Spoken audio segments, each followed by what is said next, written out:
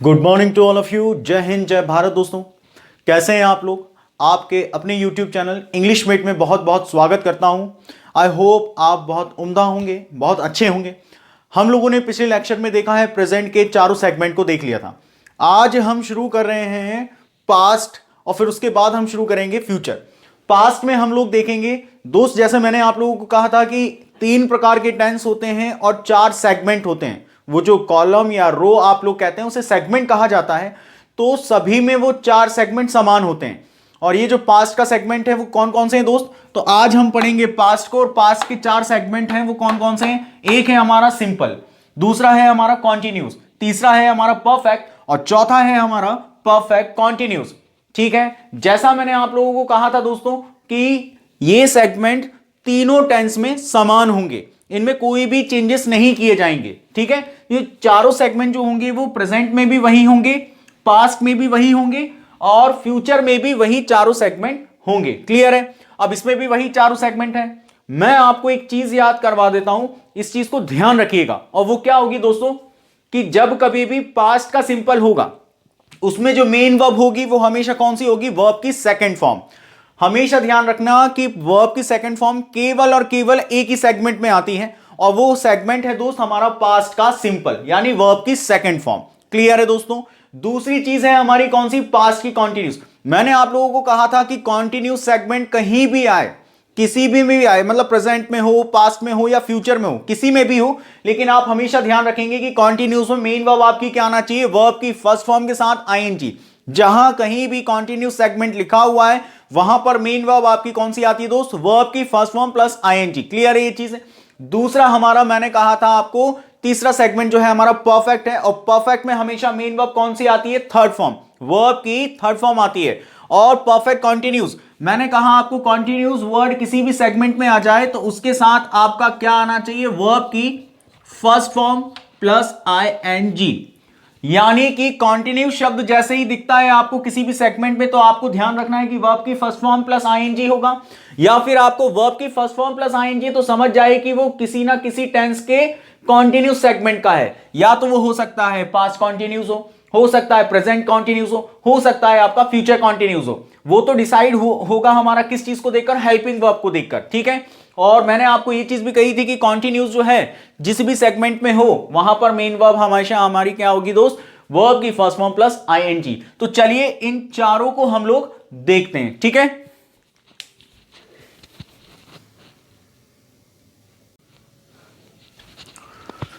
तो चलिए देखते हैं सिंपल पास्ट, यानी पास्ट का पहला सेगमेंट।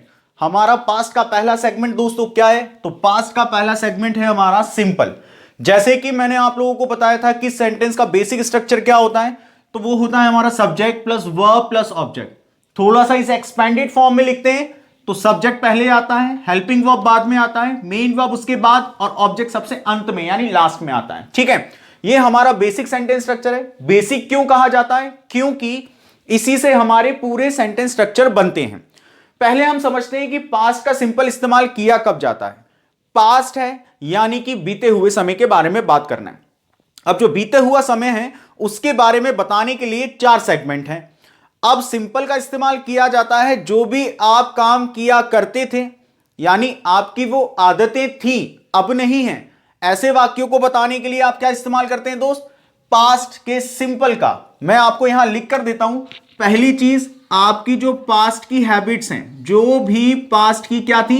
हैबिट्स थी, उनको बताने के लिए आप क्या इस्तेमाल करेंगे? पास्ट का सिंपल। पास्ट की हैबिट्स कैसे? यानी पहले आप किसी काम को करते थे लेकिन अब नहीं करते हैं, ऐसे वाक्यों को किस में बताया जाता है दोस्त? पास्ट के सिंपल में। और हमेशा ध्यान रखना, जब कभी भी आप पास्ट के हैबिट्स बताते हैं तब वहां था आता है, थी आता है और थे आता है। क्लियर है ये चीज? हमेशा ध्यान रखें, पास्ट के सिंपल का इस्तेमाल तब किया जाता है जब आप पास्ट के सिंपल का इस्तेमाल तब करते हैं जब आप पास्ट के हैबिट शो करते हैं, तब जाकर वहां पर हिंदी में था, थी, थे आता है। ठीक है, जैसे कि मैंने आपको कहा है कि सिचुएशन के हिसाब से हम लोग क्या है यहां पर टेंस को देखेंगे, लेकिन सबसे इंपॉर्टेंट चीज है जो था, थी, थे लगाते हैं उनके लिए मैं बता दूं, था, थी, थे यानी कि जब लगाना है आपको हिंदी में अर्थ, जब आप पास्ट हैबिट्स को शो करते हैं। नहीं तो हम सिचुएशंस के अकॉर्डिंग देखें तो पास्ट सिंपल का केवल और केवल दो ही जगह इस्तेमाल कीजिएगा। एक तो आप पहले जो आपकी पहले आदतें थी जो आप किया करते थे, ऐसे वाक्यों को आप पास्ट के सिंपल में बताना है। पास्ट के सिंपल में क्यों? क्योंकि बीते हुए समय पर वो काम करते थे आप, ऐसे काम को बताने के लिए आपको पास्ट का सिंपल। और दूसरा दोस्त, आपने किसी काम को किया पास्ट में, पास्ट में क्या किया दोस्त? पास्ट में किसी काम को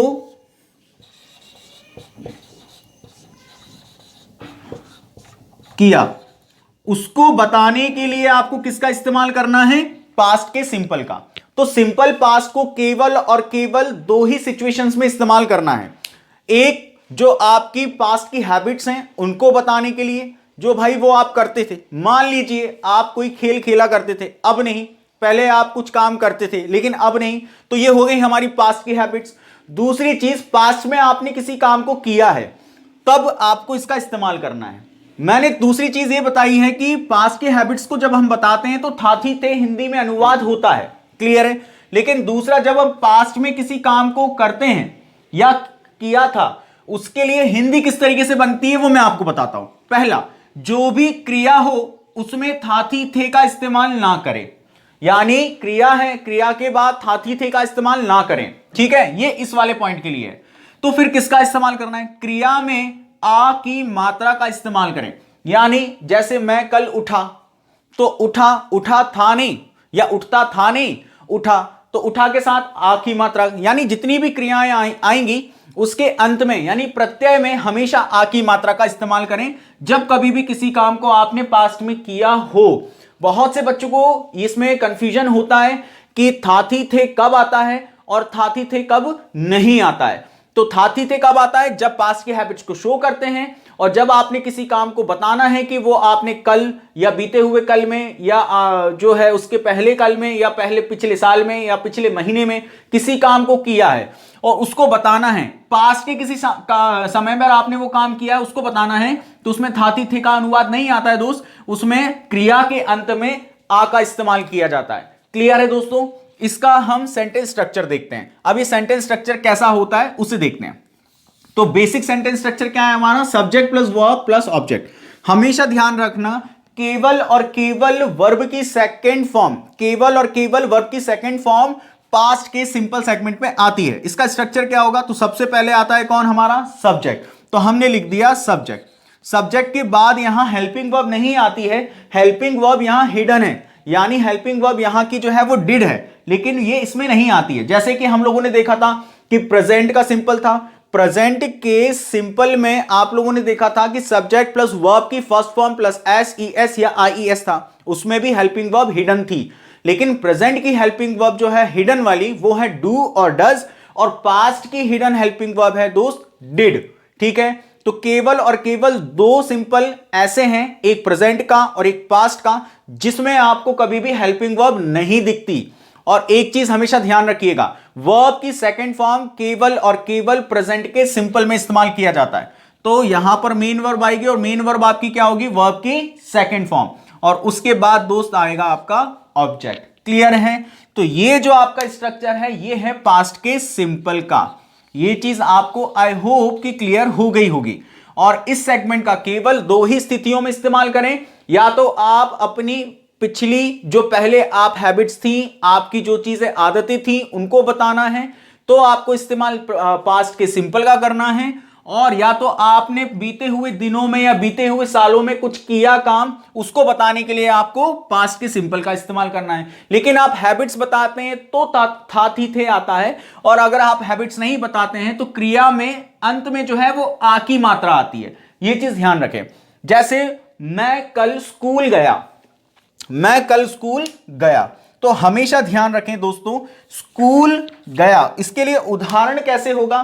क्योंकि मैंने कल ये काम किया है, तो मैं इसको बताता हूं दोस्तों। देखो एग्जाम्पल है इसके, एग्जाम्पल होगा मैं कल स्कूल गया, तो आए, जाने को बोलते हैं दोस्त गो, ठीक है, जाने को बोला जाता है गो, जो कि फर्स्ट फॉर्म है, और वर्ब की सेकंड फॉर्म होती है दोस्त वेंट, और थर्ड फॉर्म होती है हमारी गोन। क्लियर है ये चीज? तो वर्ब की फर्स्ट फॉर्म गो, लेकिन यहां पर वर्ब की कौन सी फॉर्म है? सेकंड फॉर्म है। तो हमें आई के साथ क्या इस्तेमाल करना है दोस्त? वेंट इस्तेमाल करना है। मैं कहां गया? स्कूल गया, तो आई वेंट टू स्कूल। क्या यहां पर मैंने था थी थे लगाया? नहीं। इसीलिए मैं कहता हूं कि हमेशा हमेशा सिचुएशन को ध्यान में रखना है, या तो पास्ट की हैबिट्स को बताना है या फिर आपने जो पिछले दिनों में काम किया है उसको बताने के लिए पास्ट के सिंपल को इस्तेमाल करना है।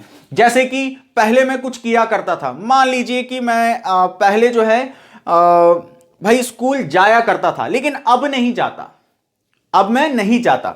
या राम पहले स्कूल जाया करता था। या मान लीजिए स्कूल का हम दूसरा उदाहरण देख लेते हैं कि पहले जो है वो पढ़ाता था।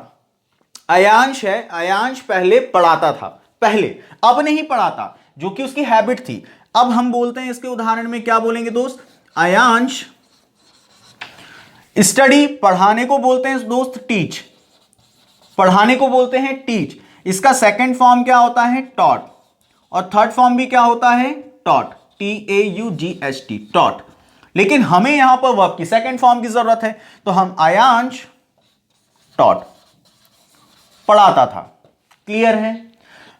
उसी तरीके से जैसे कि आप पहले किसी चीज को खाया करते थे, पहले खाया करते थे लेकिन अब नहीं। मान लीजिए कि आप मैंगो पहले बहुत खाया करते थे लेकिन अब नहीं खाते, तो मैं कहता हूं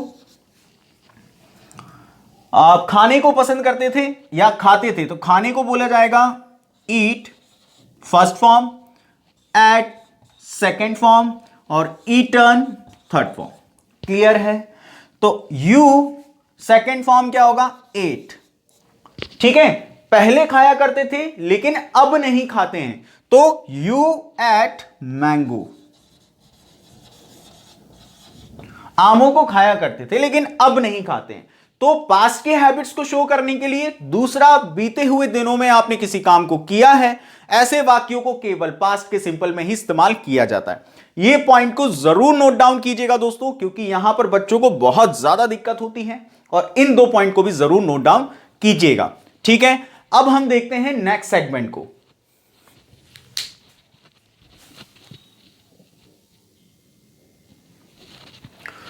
अब हम देखेंगे दूसरे सेगमेंट को, जो कि है हमारा कॉन्टिन्यूस, यानी पास्ट का कॉन्टिन्यूस। दिमाग में आपको यही रखना है कि यह है पास्ट का, और जब ये पास्ट का है मतलब बीते हुए समय की बात करेंगे।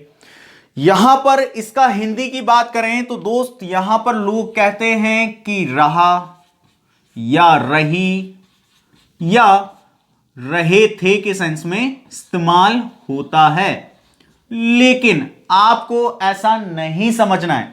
बात ये सही है, लेकिन हम लोगों को सिचुएशन के हिसाब से देखना है। क्योंकि ये पास्ट का है तो हम लोगों को क्या देखना है कि पास्ट में कोई काम चल रहा था, कोई काम चल रहा था, उस काम को बताने के लिए आपको क्या इस्तेमाल करना है दोस्त? पास्ट के कॉन्टिन्यूस का। क्लियर है दोस्त? और प्रेजेंट का कॉन्टिन्यूस क्या होता है कि प्रेजेंट में वो काम चल रहा है। लेकिन अगर आप बात करते हैं पास्ट कॉन्टिन्यूस की, तो पास्ट कॉन्टिन्यूस में हमेशा ध्यान रखिएगा कि वो काम चल रहा था, पास्ट में हो रहा था वो काम। ठीक है, अब इसका स्ट्रक्चर कैसा होगा दोस्त? तो इसका स्ट्रक्चर कुछ इस तरीके से होगा। बेसिक सेंटेंस स्ट्रक्चर है, लेकिन हमें ये वाला लेना है, subject plus helping verb plus main verb plus object. तो यहां पर सबसे पहले स्ट्रक्चर कौन सा आएगा?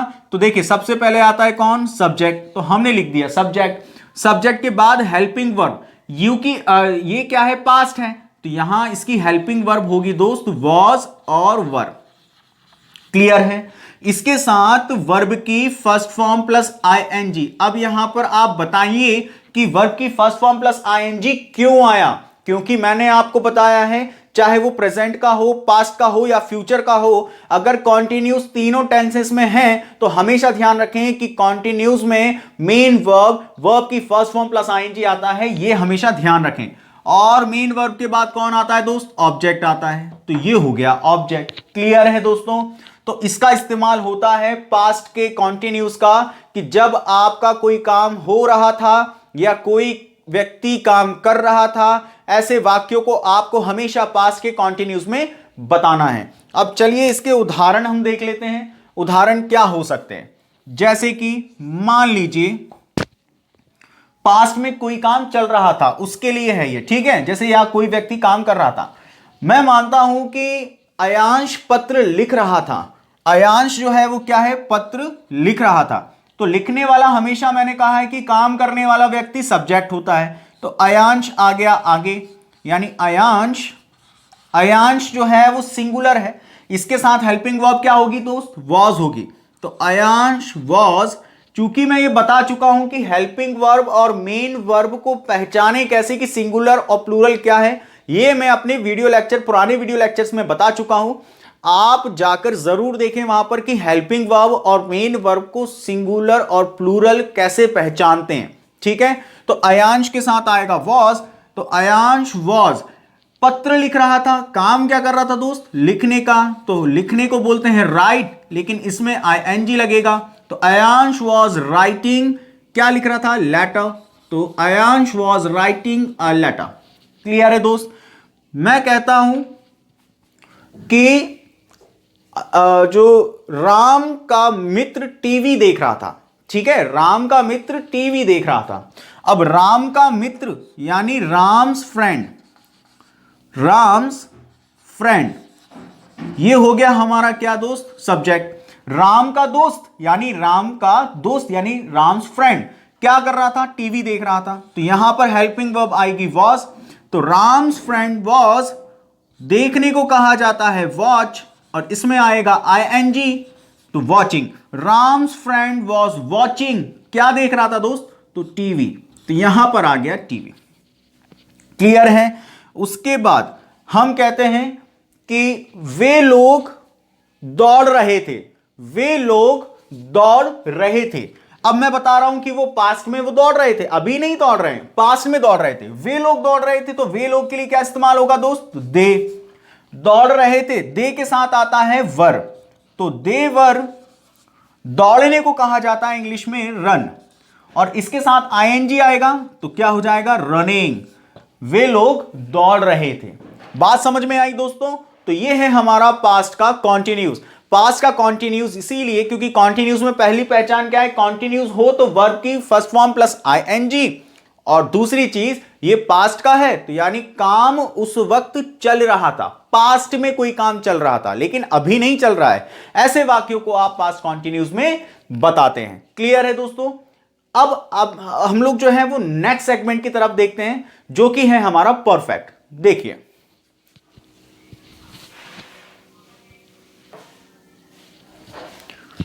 तो तीसरा सेगमेंट है हमारा पास्ट का परफेक्ट।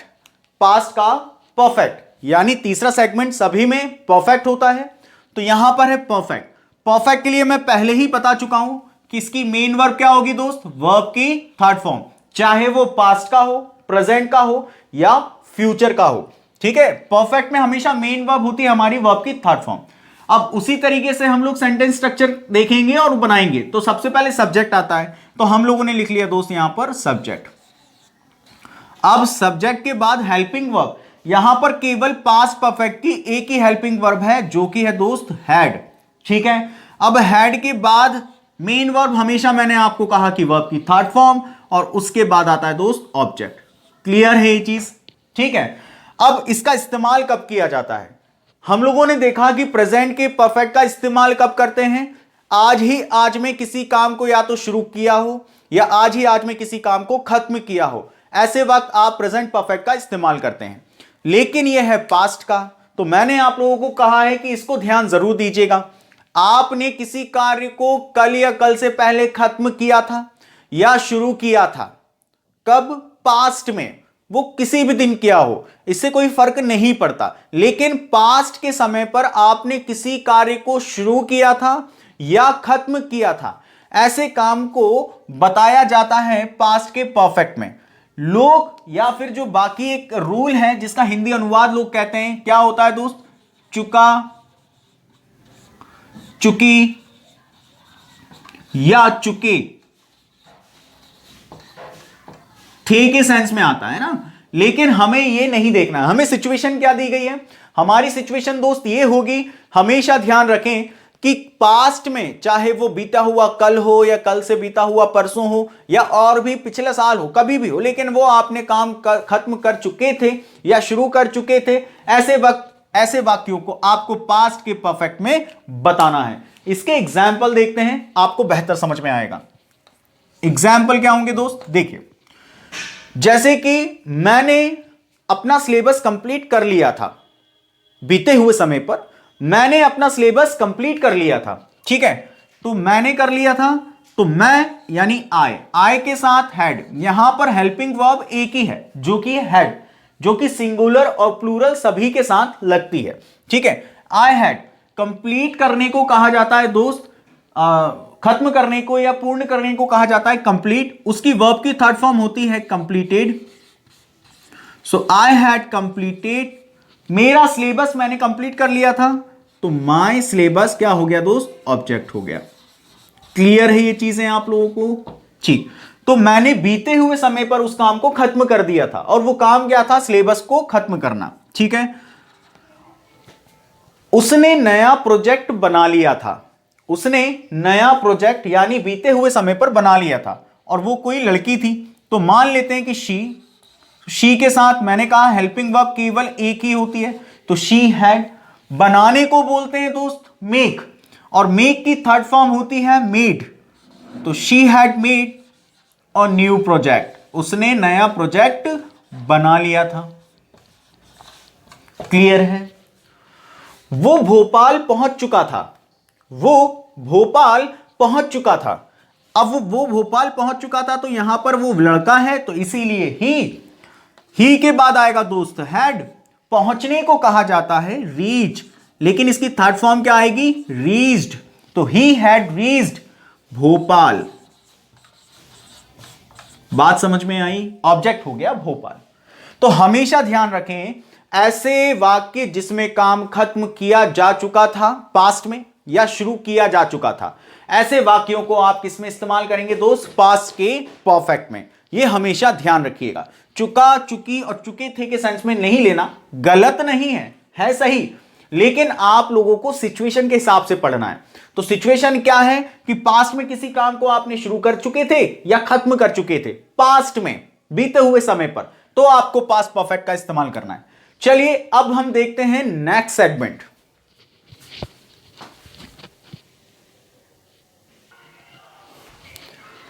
अब नेक्स्ट सेगमेंट है हमारा पास्ट का फोर्थ सेगमेंट है, जो कि परफेक्ट कॉन्टिन्यूस है।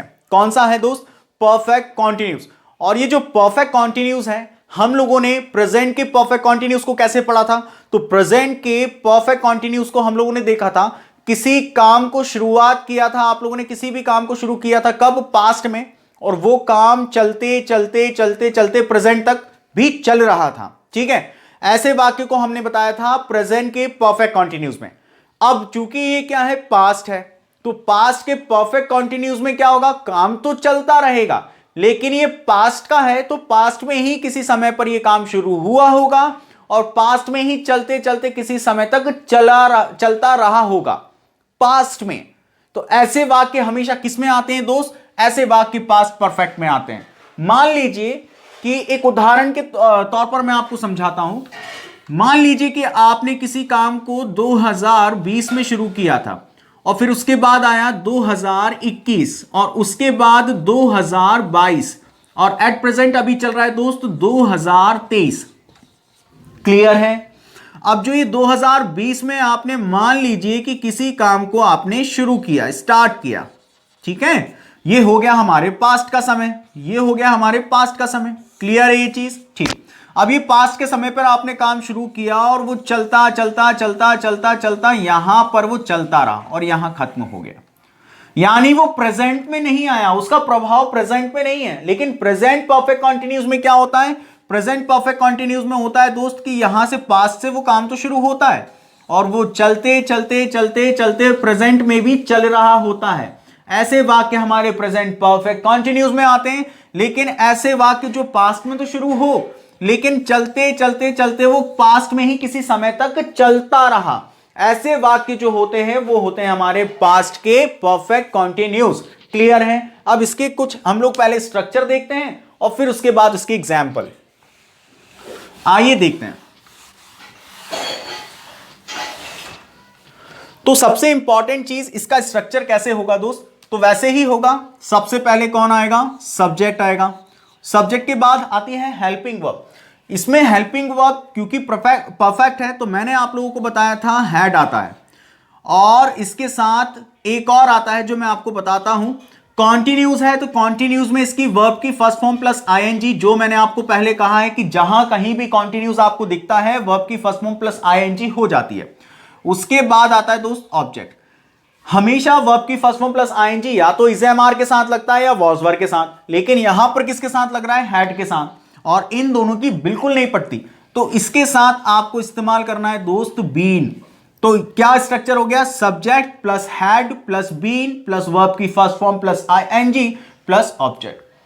यहां पर मैंने आपको बताया था कि सिंस और फॉर का इस्तेमाल भी किया जाता है, लेकिन एक चीज हमेशा ध्यान रखना कि सिंस और फॉर का इस्तेमाल टाइम के साथ करना जरूरी है, पहली चीज। दूसरी चीज, ये हमेशा ऑब्जेक्ट के बाद इस्तेमाल किया जाता है, ठीक है। ऑब्जेक्ट के पहले से कभी इस्तेमाल मत करना, ऑब्जेक्ट के बाद में। और तब जाकर हमेशा ध्यान रखना सिंस और फॉर का इस्तेमाल टाइम के साथ आप करते हैं तो केवल और केवल परफेक्ट कॉन्टिन्यूज में ही करना है, किसी और सेगमेंट में नहीं करना। और सिंस और फॉर का मैंने अर्थ आपको बताया था कि से होता है जब इसके साथ कौन आता है दोस्त, टाइम आता है, तब जाकर इसका अर्थ से होता है। चलिए, मैंने इसको क्या है कि पहले डिटेल में बता चुका हूं। आई थिंक आप लोगों ने पहले लेक्चर देखे हो, अगर पहला लेक्चर ना देखा हो तो पहला लेक्चर देखें, उसमें मैंने सिंस और फॉर को काफी ज्यादा डिटेल में डिस्कस किया है। अब इसके एग्जाम्पल देखते हैं। तो एग्जाम्पल क्या होंगे दोस्त, क्योंकि मैंने ये कहा है कि परफेक्ट कॉन्टिन्यूस का इस्तेमाल किया जाता है पास्ट के, कि पास्ट में ही किसी काम को शुरू किया और पास्ट में ही वो काम चलते चलते चलता रहा और किसी समय पर आकर रुक गया, ठीक है। तो वो किसी समय पर चलता रहा। ऐसे वाक्य जैसे कि मैं बोलता हूं कि मैं 2 घंटे से पढ़ा रहा था, 2 घंटों से पढ़ा रहा था। तो मैं पढ़ाने वाला कौन, आई। तो आई के बाद हैड आना है, तो आई हैड के बाद क्या आएगा दोस्त, बीन। तो आई हैड बीन, पढ़ाने को कहा जाता है टीच, तो आई हैड बीन टीच, इसके साथ आईएनजी, तो I had been teaching. Teaching के बाद पढ़ा रहा था, मैंने नहीं बताया कि मैं क्या पढ़ा रहा था, चलिए मैं बता देता हूं कि इंग्लिश पढ़ा रहा था। तो I had been teaching English. मैंने कहा 2 घंटों से, तो 2 घंटे के लिए मैं क्या इस्तेमाल करूंगा दोस्त, फॉर 2 आवर्स। क्लियर है। अगर मैं कहता हूं कि 2 बजे से पढ़ा रहा था तो मैं वहां इस्तेमाल करूंगा दोस्त सिंस 2 o'clock। ओ क्लॉक मतलब रिसेंट का टाइम, जो भी अभी इससे पहले 2 घंटे बजे होंगे या पहले जो बजे होंगे वहां पर। यह चीज हो गई पहला एग्जाम्पल। दूसरा एग्जाम्पल, वो थोड़ी देर से, या फिर हम कहते हैं कि वो कल जो है वो 3 बजे से खाना बना रही थी, 3 बजे से खाना बना रही थी। उसके लिए हम क्या बोलेंगे, शी हैड, क्योंकि इसमें हेल्पिंग वर्ब केवल और केवल एक है, तो शी हैड बीन, बीन सभी में आता है।